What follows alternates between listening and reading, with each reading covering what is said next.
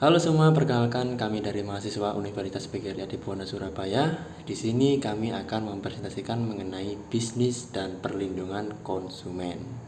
Sebelumnya, di sini saya akan memperkenalkan nama daripada anggota kelompok kami.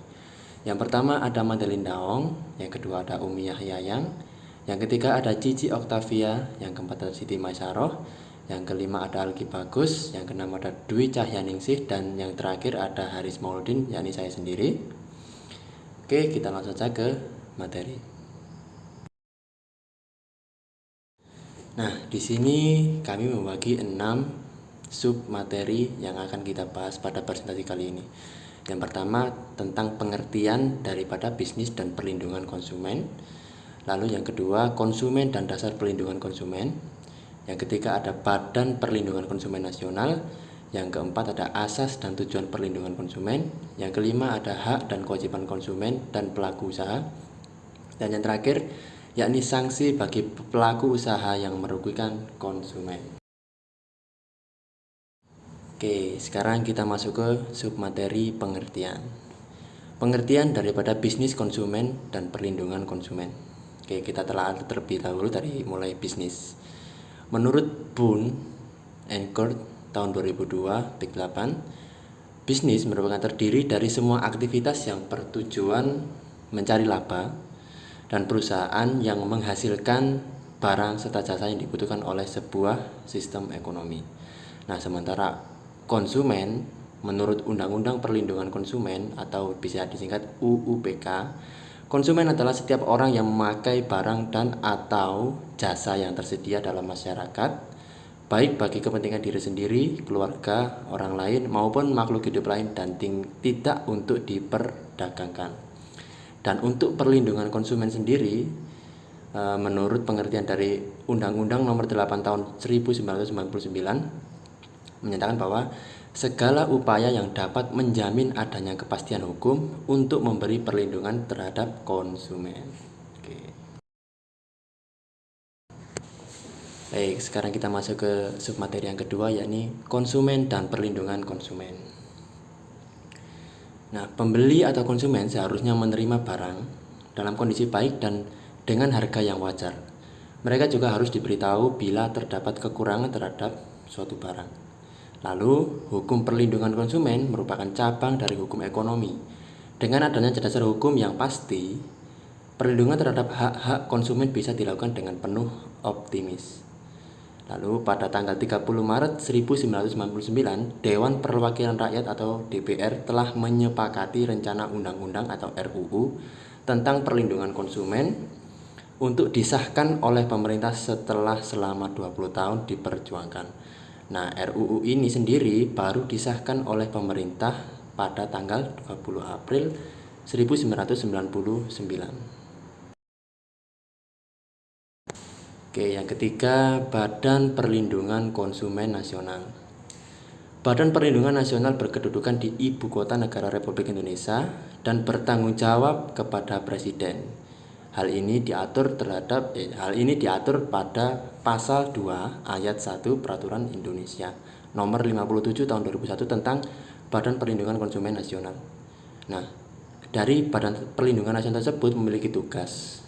Di sini terdapat 7 tugas Badan Perlindungan Nasional. Yang pertama, memberikan saran dan rekomendasi kepada pemerintah dalam rangka penyusunan kebijakan di bidang perlindungan konsumen. Itu yang pertama. Lalu yang kedua, melakukan penelitian dan pengkajian terhadap peraturan perundang-undangan yang berlaku di bidang perlindungan konsumen.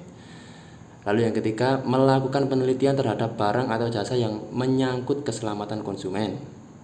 Yang keempat, mendorong berkembangnya lembaga perlindungan konsumen swadaya masyarakat.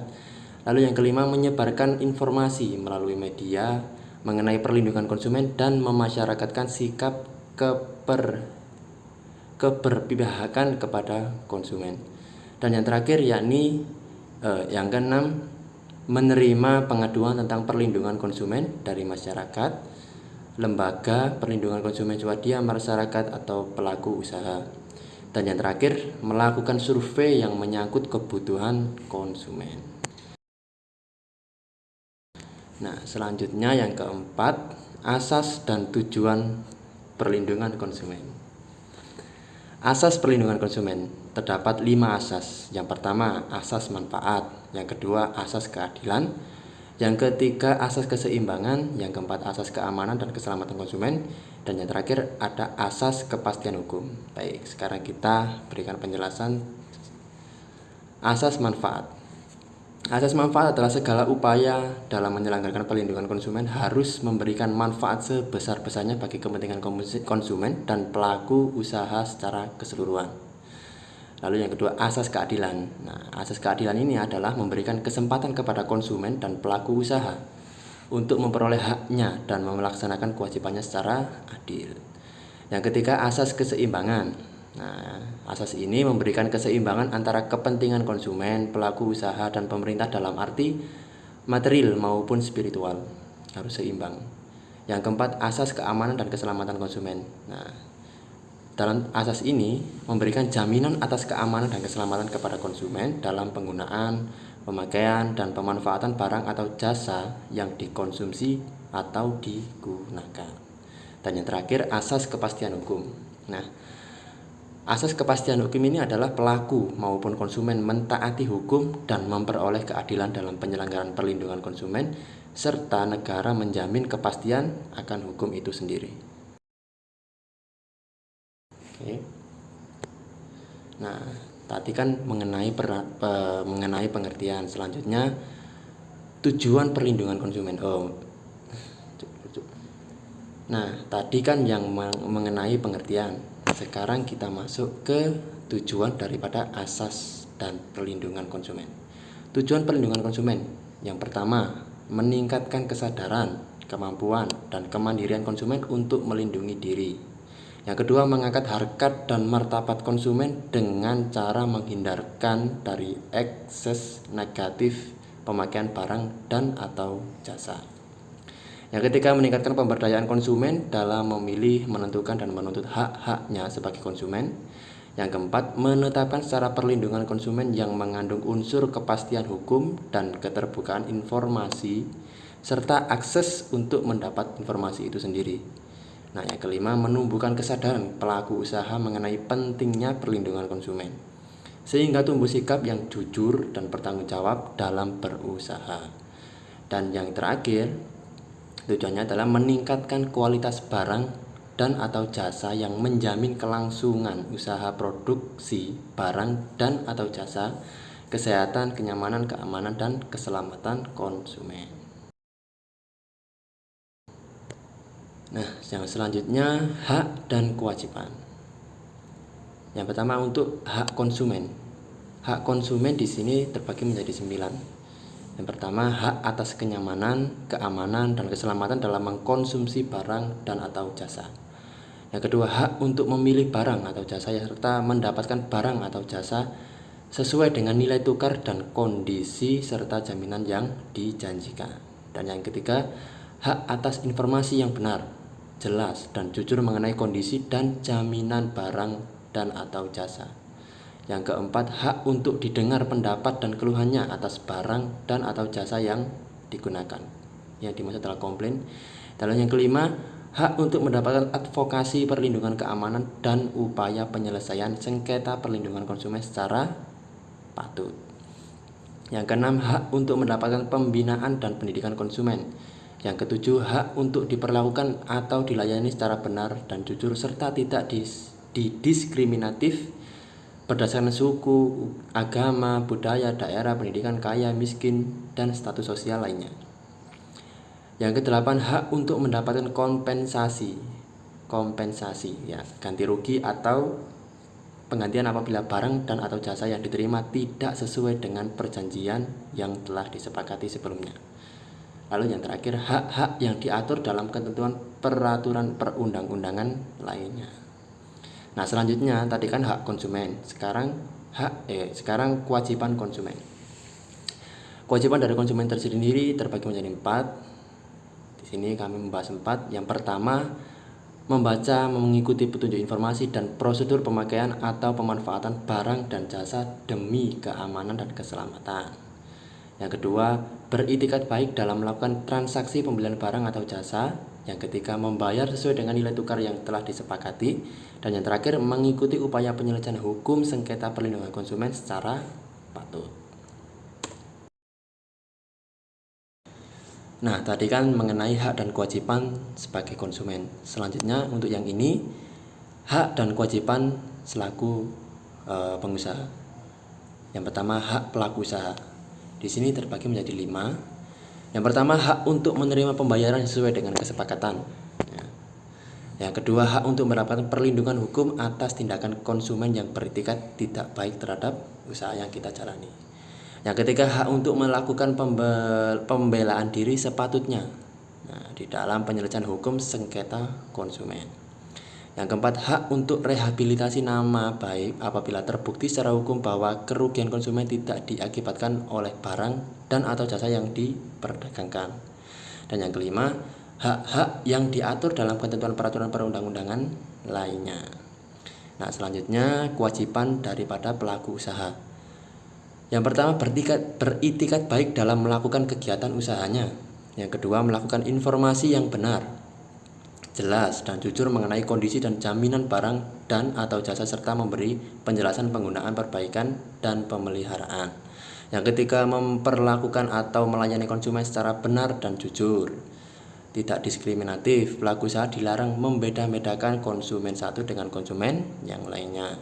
Pelaku usaha dilarang membeda-bedakan mutu pelayanan kepada konsumen, harus berperilaku secara adil. Yang keempat, menjamin mutu barang dan atau jasa yang diproduksi atau diperdagangkan berdasarkan ketentuan standar mutu barang atau jasa yang diberlakukan di negara. Yang kelima, memberi kesempatan kepada konsumen untuk menguji atau mencoba barang dan atau jasa tertentu serta memberi jaminan atau garansi terhadap barang yang dibuat maupun yang diperdagangkan. Yang keenam, memberi kompensasi atas ganti rugi akibat penggunaan, pemakaian dan pemanfaatan barang atau jasa yang diperdagangkan. Dan yang terakhir, kewajiban sebagai pelaku usaha memberi kompensasi ganti rugi apabila barang atau jasa yang diterima tidak sesuai dengan perjanjian atau bisa dikatakan sebagai retur. Nah, ini subbab yang terakhir, yakni sanksi terhadap konsumen yang berperilaku negatif terhadap pelaku usaha.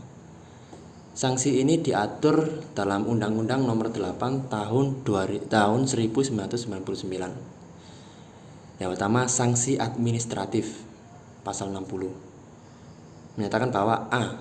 Badan Penyelesaian Sengketa Konsumen berwenang menjatuhkan sanksi administratif terhadap pelaku usaha yang melanggar pasal 19 ayat 2 dan ayat 3, pasal 20, pasal 25 dan pasal 26.